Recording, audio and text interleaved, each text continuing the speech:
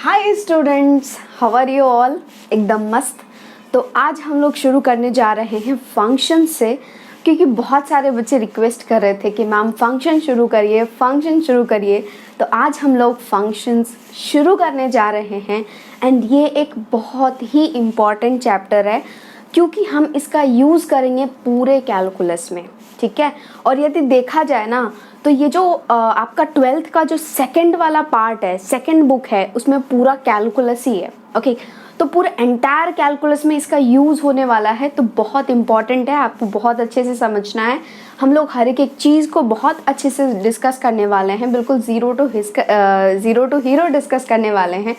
तो यदि आप चैनल पर नए आए हैं तो चैनल को पक्के से ही सब्सक्राइब कर लो, वीडियोस को जितना ज़्यादा से ज़्यादा हो सके लाइक करो एंड शेयर करो, ताकि ज़्यादा से ज़्यादा बच्चे इस चैनल से कनेक्ट होएं एंड इस चैनल से बेनिफिटेड हो पाएँ बहुत सारे बच्चे।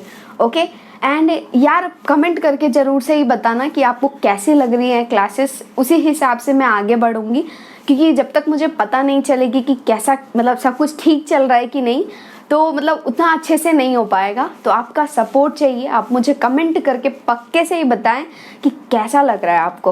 ओके, तो बहुत मज़ा आने वाला है यार। एंड ये फंक्शन को समझने के लिए हमें कुछ इम्पॉर्टेंट टर्म्स समझने हैं, राइट। उसको हम लोग पहले आज के क्लास में ख़त्म कर लेते हैं, कल से हमारा एक्चुअल जो है वो फंक्शन शुरू होने वाला है, तो बहुत मज़ा आने वाला है। चैनल को सब्सक्राइब कर लो एंड पास में जो बेल आइकन है उसको भी प्रेस कर लो, ताकि वीडियोस के नोटिफिकेशंस आपके पास आते रहें एंड आपका कुछ भी मिस नहीं हो। ओके, तो सबसे पहला टर्म हमें समझना है फंक्शन में, that is Cartesian product of two sets. आपने सेट्स एंड रिलेशन में भी इसको पढ़ा होगा, बट फंक्शन को समझने के लिए रिलेशन को समझना ज़्यादा ज़रूरी है, एंड रिलेशन को समझने के लिए कार्टेशियन प्रोडक्ट ऑफ सेट्स समझने बहुत ही ज़रूरी है, इसलिए हम लोग वहाँ से शुरू कर रहे हैं। ओके, तो यार सबसे पहले मैं आपको इसमें फील दिला देती हूँ कि एक्चुअली होता क्या है, चीज़ें मतलब क्या क्या चीज़ें होती है, कैसे कैसे चीज़ें होती है। इनफॉर्मली मैं आपको फील दिला देती हूँ, उसके बाद हम लोग चलेंगे फॉर्मल डेफिनेशन के अंदर, जो कि आप लिखेंगे अपने एग्जाम्स में। वैसे देखो, मैथ्स में तो ज़्यादा थियोरेटिकल पार्ट होता नहीं है, मतलब आपके पास क्वेश्चंस ही आते हैं नॉर्मली एग्जाम में, बट तो भी मतलब हम लोग बाद में फॉर्मल चीज़ों को देखेंगे, पहले हम लोग इनफॉर्मली इसको समझ लेते हैं। ओके, तो यहाँ पर यार Cartesian product of two sets है, तो सबसे पहले आपको ध्यान रखना है कि ये दो सेट्स में लगता है। ओके, तो हम लोग क्या करते हैं, एग्जाम्पल ले लेते हैं। ओके, दो सेट्स मान लेते हैं। लेट अस कंसिडर कि ये जो पहला सेट है, सेट ए है। आपको पता है कि सेट्स को हम लोग कैपिटल लेटर से लिखते हैं, तो ये सेट ए है। इसमें हमारे पास तीन एलिमेंट्स हैं। ओके, तीन एलिमेंट्स हैं, एक ईना है, एक मीना है, एक डीका है। ओके, मैंने शॉर्ट में लिख दिया है। एंड सेट बी है, जिसमें हमारे पास दो एलिमेंट हैं, दैट इज लड्डू है, या फिर लड्डू सिमिलर हो जाएगा ईना के, मतलब ई और एल सेम हो जाएगा। तो हम लोग एक तो ओमेगा ले लेते हैं एंड एक ले लेते हैं आयोटा। ओके, दो सेट्स हमारे पास हैं, तो Cartesian product of two sets basically होता है इन दोनों ही सेट्स का प्रोडक्ट। ओके, कैसे लिखते हो प्रोडक्ट को आप, नॉर्मली इनटू के साइन से, राइट। तो यहाँ पे भी हम लोग कार्टेशियन प्रोडक्ट को दिखाएंगे ऐसे, ए क्रॉस। ओके, ए क्रॉस बी, ये है हमारा रिप्रेजेंटेशन ऑफ कार्टेशियन प्रोडक्ट। हमारे पास दो सेट्स हैं। ओके, हम लोग इस दोनों का क्या करने वाले हैं, प्रोडक्ट करने वाले हैं, राइट। तो यहाँ पर नॉर्मली हम लोग प्रोडक्ट में क्या करते हैं, मल्टीप्लाई करते हैं, इजंट इट। 2 × 3 क्या हो गया, 6।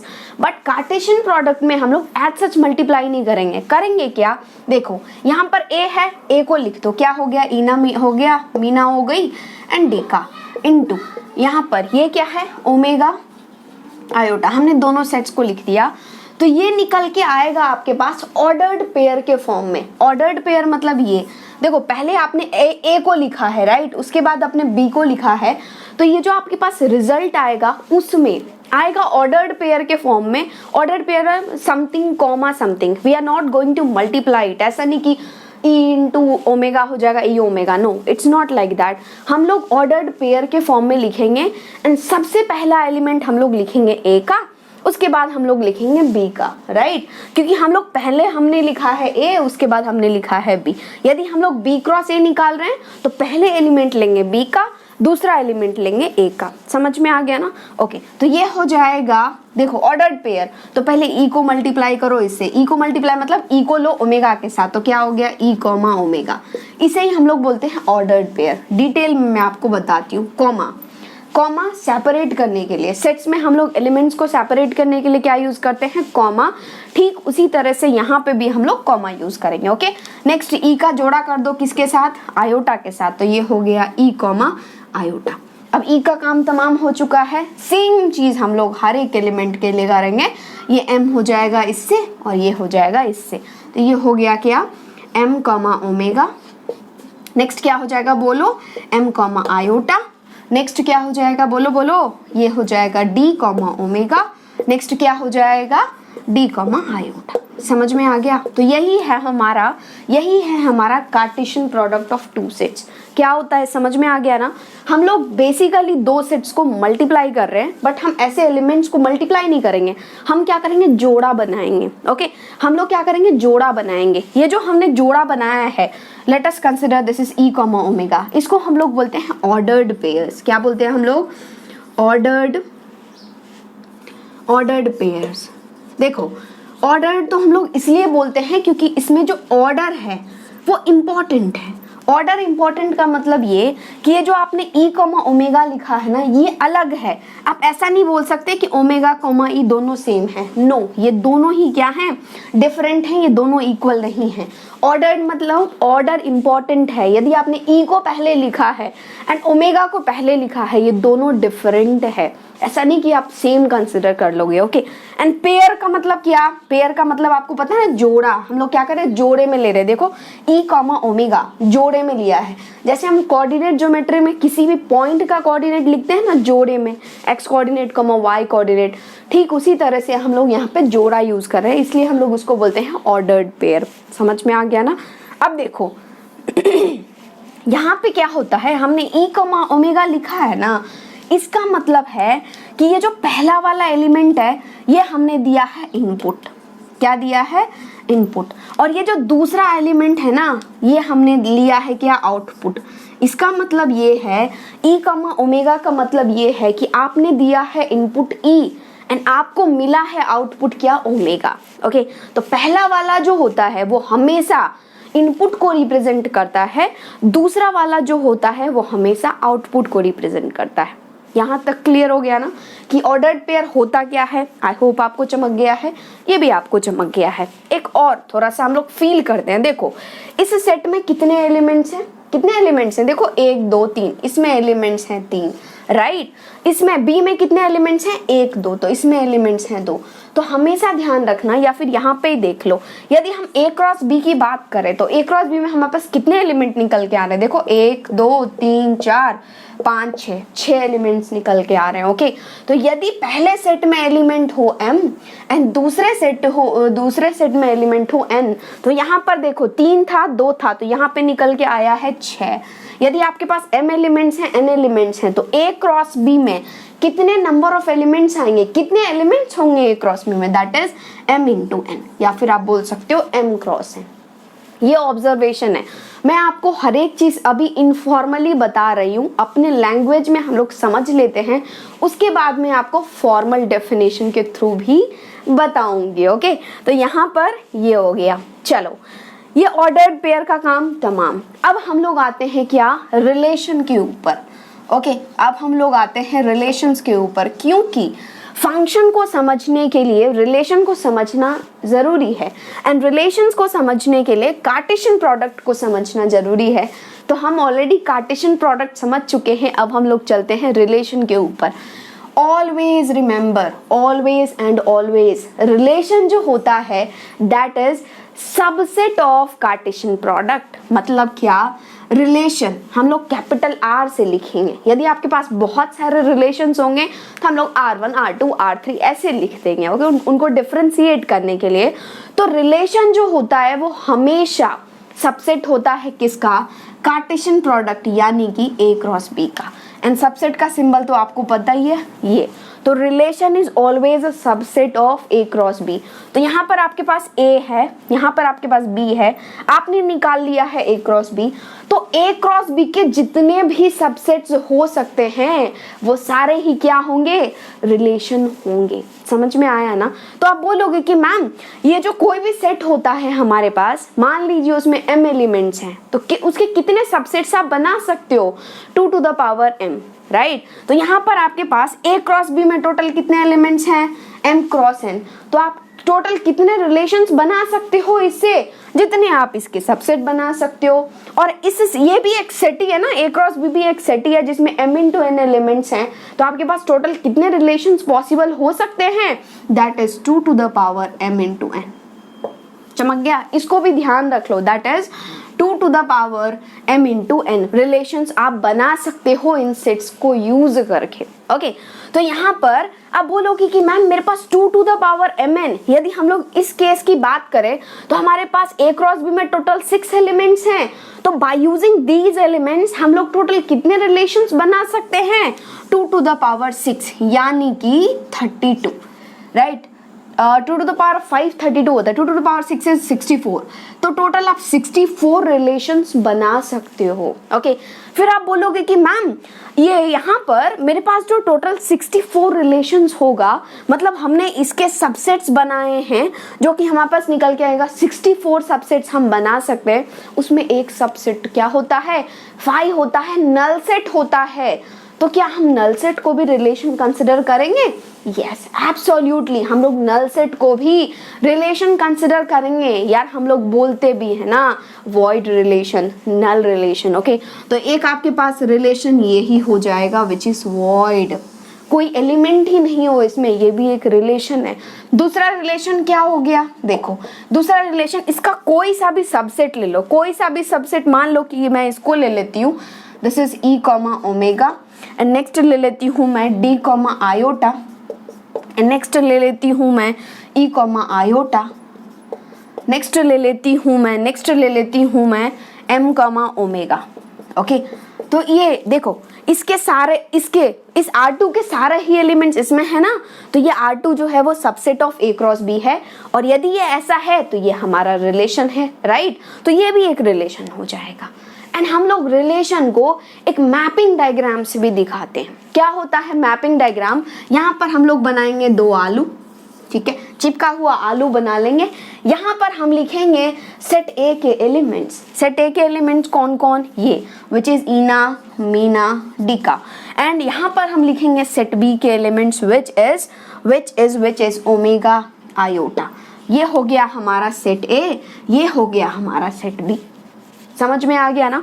और आपको पता है कि हमने पहले ए को लिया है फिर बी को लिया है, तो ये हो जाएगा हमारा इनपुट, ए हमारा क्या हो जाएगा, इनपुट, एंड बी हमारा क्या हो जाएगा, आउटपुट। इसको हम लोग बोलते हैं मैपिंग डायग्राम। अब हम क्या करेंगे, R2 को दर्शाएंगे। यदि हमें R1 को दर्शाना है, okay, from A to B, तो बस यही हो गया R1 का रिप्रेजेंटेशन। केवल यहाँ पर आप क्या कर दोगे, R1 लिख दोगे। ये रिलेशन है, कोई भी एलिमेंट कुछ भी कनेक्टेड नहीं है, बट ये रिलेशन है। समझ में आया ना? मान लो हमें R2 को दर्शाना है, तो यहाँ पे लिखेंगे R2। अब जैसे जैसे एलिमेंट कनेक्टेड हैं एक दूसरे से, जैसे जैसे एलिमेंट्स एक दूसरे से रिलेटेड हैं, वैसे हम लोग उनको एरो से ज्वाइन कर देंगे। ये क्या है, ई कॉमा ओमेगा। इसका मतलब है ये जो ई है वो ओमेगा से कनेक्टेड है, ओमेगा से रिलेटेड है। Next is D comma iota. D comma iota मतलब डी जो है वो आयोटा से रिलेटेड है। दैट रिलेशन में भी एनीथिंग, कुछ भी हो सकता है यार, फादर, मदर, सन, डॉटर, कुछ भी, गर्लफ्रेंड, बॉयफ्रेंड, कुछ भी हो सकता है, बट रिलेटेड है। Okay, next is E comma iota. E comma iota मतलब ये है कि ई जो है वो आयोटा से कनेक्टेड है। Next is M comma omega, मतलब एम जो है वो ओमेगा से कनेक्टेड है। ये हो गया मैपिंग डायग्राम। इस डायग्राम को हम लोग बोलते हैं मैपिंग डायग्राम। इसको हम लोग कभी कभी यूज करेंगे। ओके, ये हो गया mapping diagram of that relation. तो R2 को रिप्रेजेंट करने का तरीका ये हो गया। एक चीज और आपको ध्यान रखनी है कि यहाँ पर देखो, ये एलिमेंट जो है ना, ये मतलब 2-2, 3-3 रिलेशन भी रख सकता है। कोई प्रॉब्लम नहीं है यार। जैसे हम लोगों का रिलेशन होता है ना, रियल लाइफ में होता है कि नहीं, जैसे आप ही के पापा हैं, आप ही के मम्मी है, मतलब you are related to different people, isn't it? वैसे ही यहाँ पर भी होता है।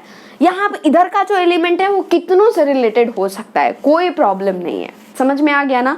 तो यही था रिलेशन के बारे में। तो सबसे पहले हमने जाना कार्टेशियन प्रोडक्ट को, क्योंकि हमें रिलेशन समझना है। ओके, आई होप आपको आता भी होगा, बट तो भी हम लोग एक बार ब्रश अप कर लिए हैं, समझ लिए हैं। ओके, तो ये हमने इसको इनफॉर्मली समझा है कि एक्चुअल में होता क्या है। ओके, कार्टेशियन प्रोडक्ट क्या होता है तो आपको समझ में आ गया। यदि m एलिमेंट्स है, a में b में n एलिमेंट्स है, तो टोटल कितने एलिमेंट्स होंगे a क्रॉस b में? कितने होंगे? m into n, right. और ये a क्रॉस b का जितना भी सबसेट होता है वो हमारे रिलेशंस हो सकते हैं। ओके, मतलब this r is always subset of a cross b, and यहाँ पर वॉइड रिलेशन भी हो सकता है। नॉर्मली बच्चे कंफ्यूज होते हैं कि मैम कैसे, तो यहाँ पर कोई रिलेटेड नहीं होगा, मैंने आपको बता दिया। ओके, यहाँ पर यदि आपके पास a में m एलिमेंट्स हैं एंड b में n एलिमेंट्स हैं, तो टोटल कितने नंबर ऑफ रिलेशंस आपके पास हो सकते हैं? That is 2 to the power m into n। समझ में आ गया ना? ये काम का है यार, इसको ध्यान रख लो। और यदि कोई पूछे आपसे कि कितने रिलेशंस होंगे, कितने नंबर ऑफ रिलेशंस होंगे जो कि नल नहीं है, वॉइड नहीं है, ओके, तो नल क्या होगा? एक होगा, तो उसमें से एक घटा दोगे, that is 2 to the power m into n minus 1। Okay, तो यहाँ पर हमने इसको इनफॉर्मली समझा है। अब मैं आपको फॉर्मली डेफिनेशन के तौर पर बिल्कुल लिख करके बता देती हूँ। ओके, तो फटाफट से इसको नोट डाउन कर लो एंड अच्छे से समझ लो। एंड चैनल पर नए आए हो तो चैनल को पक्के से ही सब्सक्राइब कर लो, क्योंकि हम लोग इस चैनल पर बहुत कुछ करने वाले हैं। देखो देखो आगे, अभी तो ये तो शुरुआत है यार, इट्स जस्ट बिगनिंग। अब हम लोग बिल्कुल बूम करके पढ़ने वाले हैं। ओके, बहुत मजा आएगा। एंड वीडियोस बहुत बड़े बड़े नहीं होंगे, छोटे छोटे वीडियोस होंगे, ताकि आपको हेडेक नहीं हो कि यार 1 घंटे का वीडियो देखना है, 2 घंटे का वीडियो देखना है। नहीं, हंसते खेलते आप आराम से पढ़ लेंगे। ओके, तो फटाफट से इसको नोट डाउन कर लो। ऑलराइट पीपल, तो हमने इनफॉर्मली सब चीजें समझ लिया है, राइट। हम लोग अब फॉर्मल डेफिनेशन के थ्रू समझ लेते हैं कि यदि आपसे कोई पूछे लिखने को कि इसके बारे में लिखो, तो आप कैसे लिखेंगे। ओके, तो सबसे पहला है कार्टेशियन प्रोडक्ट ऑफ 2 सेट्स। इसका डेफिनेशन है आपके पास ये। हमें पता है, देखो सब चीजें हम लोग समझ चुके हैं, बट फॉर्मली कैसे लिखना है, फॉर्मली कैसे देखना है, वो हम लोग देख रहे हैं, मतलब लाइक बुकिश लैंग्वेज। ओके, तो हम लोग ऐसे ही करेंगे। सबसे पहले हम लोग हमारे भाषा में समझेंगे, हमारे लैंग्वेज में समझेंगे, ताकि हमें चीज़ें इजीली समझ में आ जाए। उसके बाद हम लोग देखेंगे बुकिश लैंग्वेज, कि आपको कोई पूछे, किसी एग्जाम में आपसे यदि पूछा जाए तो आप कैसे लिखोगे उसको। ओके, तो दिया गया है कि गिवन 2 नॉन एम्प्टी सेट्स। हमेशा ध्यान रखना कि कार्टेशियन प्रोडक्ट के लिए हमारे पास नॉन एम्प्टी सेट्स ही होंगे यार। जब सेट में एलिमेंट्स ही नहीं होंगे तो किसको मल्टीप्लाई करोगे आप, इजंट इट? इसलिए नॉन एम्प्टी सेट्स होने चाहिए। Sets A and B, the Cartesian product A cross B is the set of all ordered pairs, right. सारे ही ऑर्डर्ड पेयर्स होंगे of the form A, B, इसी form में होगा। Where the first entry comes from set A, आपने यदि A, B लिखा है तो पहला एलिमेंट होगा A से एंड दूसरा एलिमेंट होगा B से। Set A and second entry comes from set B। यदि हम लोग सेट बिल्डर फॉर्म में देखें कि कैसे लिखेंगे, तो A क्रॉस B जो होगा कुछ A, B फॉर्म का होगा, जहां पर A जो आएगा वो A से आएगा, कैपिटल A से, सेट A से आएगा, एंड B जो होगा वो कैपिटल B से आएगा, मतलब B का एलिमेंट होगा, राइट। तो हमने यही डिस्कस किया है, बिल्कुल सही बात। ओके, अब कुछ इंपॉर्टेंट पॉइंट्स भी हैं, लाइक आप नोट भी बोल सकते हो, कुछ इंपॉर्टेंट नोट्स हैं, हम ऑलरेडी डिस्कस कर चुके हैं, बट देख लो यहाँ पर क्या है। If N A equal to M, यदि सेट ए में m एलिमेंट्स हैं एंड सेट बी में n एलिमेंट्स हैं, तो a क्रॉस b में टोटल कितने एलिमेंट्स होंगे? m इंटू n, बिल्कुल सही बात। अब नेक्स्ट हम लोग चलते हैं, a relation capital R from set A to set B is any subset of A cross B, right. Relation क्या है? एक्चुअली सबसेट है A क्रॉस B का। ओके, बिल्कुल सही। Next, if A R B and A, B belongs to R, ये देखो यदि A B से रिलेटेड है, सेट B से रिलेटेड है, हम लोग उसको इस तरीके से भी रिप्रेजेंट करते हैं, that is capital A capital R B, मतलब सेट A सेट B से रिलेटेड है एंड क्या बोला जा रहा मैं आपको बताती हूँ। देखो मान लो कि मैंने दो सेट लिया है यहाँ पर, सेट ए सेट बी, इसमें एलिमेंट है 1 2, इसमें एलिमेंट है सी डी ई, राइट। कुछ मैंने रिलेशन इस तरीके से जमा दिया कि 1 is related to D and 2 is related to C and 2 is again related to E, ऐसा कुछ रिलेशन है, मैंने नाम दे दिया आर। रिलेशन है तो क्या होगा, आप लिखोगे 1 comma D, right. 1 comma D मतलब 1 डी से रिलेटेड है, तो यदि आपने 1 कॉमा डी लिखा है इसका मतलब ये है कि 1 क्या है, इनपुट है, डी क्या है, आउटपुट है, ये तो हमें पता है। इसको आप इस तरीके से भी बोल सकते हो कि this D is image of 1। समझ में आया। ये लास्ट वाला जो है ना हमेशा इमेज होगा। क्या हम लोग बोल सकते हैं इसको दूसरे वे में भी बोल सकते हैं कि D is image of 1। D क्या है, 1 का इमेज है। एंड हम लोग इसको और भी बोल सकते हैं कि ये जो D भाई साहब है ना, ये 1 का this D is image of 1 and this 1 is pre-image of D, ऐसा भी बोलते हैं। मतलब बाद वाले को हम लोग बोलेंगे इमेज एंड पहले वाले को हम लोग बोलेंगे प्री इमेज। क्या बोल सकते हैं हम लोग इसको कि D इज, ये जो D है मतलब लास्ट वाला, D इज इमेज ऑफ 1। समझ में आ गया। एंड हम लोग इसको दूसरे तरीके से क्या बोल सकते हैं कि 1 is pre image of D। और हम लोग क्या बोल सकते हैं, देखो हाँ ये रिलेशन है तो हम लोग क्या लिख सकते हैं 2 कॉमा ई, मतलब 2 इज रिलेटेड टू ई। इसको हम लोग क्या बोल सकते हैं, बोलो E इज इमेज ऑफ 2, या फिर हम बोल सकते हैं कि 2 इज प्री इमेज ऑफ ई। समझ में आ गया ना। यही बोला गया है कि यदि a, b is related to r, यदि a, b रिलेशन में है तो क्या बोलेंगे, b is image of a। समझ में आ गया। लास्ट वाला हमेशा इमेज होगा, b is image of a। Okay and this obviously under r ही, मतलब हम लोग रिलेशन के अंदर ही बात कर रहे हैं। And A is pre-image of B। Okay I hope this is clear. चलो तो ये भी बिल्कुल सही बोल रहा। Next, if NA equal to M, A में M एलिमेंट्स हैं एंड B में N एलिमेंट्स हैं, then the number of relations, ये पूछा जाता है। ओके इसलिए ध्यान रख लो। Then the number of relations defined from set A to set B is 2 to the power M into N। बिल्कुल सही बात, क्योंकि क्या है रिलेशन, क्या है सबसेट है A क्रॉस B का, तो टोटल A क्रॉस B में कितने एलिमेंट्स होंगे, M into N, तो उसके टोटल सबसेट से कितने होंगे 2 to the power Mn, right. तो टोटल हमारे पास कितने रिलेशंस निकल के आएंगे 2 to the power Mn। I hope this is clear, चमक गया है। तो फटाफट से इसको नोट डाउन कर लो, इसके बाद हम लोग छोटा सा एग्जाम्पल कर लेते हैं। ऑल राइट स्टूडेंट, यहाँ पर मैंने क्वेश्चन लिखा है। देखो जब कभी भी यहाँ पे क्वेश्चन लिखती हूँ ना, तो अब आपको कॉन्सेप्ट पता है, राइट। एक बार वीडियो पॉज करो, क्वेश्चन को खुद से सॉल्व करो एंड थोड़ा सा आगे बढ़ा करके, सॉल्यूशन मत देखना, थोड़ा सा आगे बढ़ा करके डायरेक्ट आंसर चेक करो कि आपका आंसर क्या आया है। यदि सही आंसर है ना तो आगे बढ़ जाओ, इसको देखने की ज़रूरत नहीं है। क्यों? क्योंकि आपको कॉन्फिडेंस आएगा यार कि हाँ मैंने कर लिया। देखो ये जो क्वेश्चन है ये कब, ये JEE 2019 में पूछा गया है 12 Gen Shift 2 को। ओके तो आपको कॉन्फिडेंस आएगा कि यस आई हैव डन, और ऐसे ही क्वेश्चंस आपको मिलेंगे। ओके तो फटाफट से देख लेते हैं। देखो ये दिया जा चुका है कि आपके पास 2 सेट्स हैं, और ये जो सेट्स लिखे गए हैं ये किस फॉर्म में हैं, सेट बिल्डर फॉर्म में है या फिर रोस्टर फॉर्म में है, सेट बिल्डर फॉर्म में है। ओके तो कुछ भी आपको करना हो ना तो पहले लिखोगे आप किसमें, रोस्टर फॉर्म में, एलिमेंट्स को सेपरेट करके लिखोगे। ओके वैसे देखो आपसे पूछा जा रहा द नंबर ऑफ, मतलब number of subsets of the set A cross B, मतलब A क्रॉस B के कितने सबसेट्स होंगे ये आपको बताना है। ये आपसे ऐसा भी पूछ सकता है कि टोटल कितने नंबर ऑफ रिलेशंस होंगे from A to B। Same कहानी है, क्योंकि हमें पता है कि A क्रॉस B के जितने भी सबसेट्स होंगे वो हमारे क्या हो सकते हैं, रिलेशन।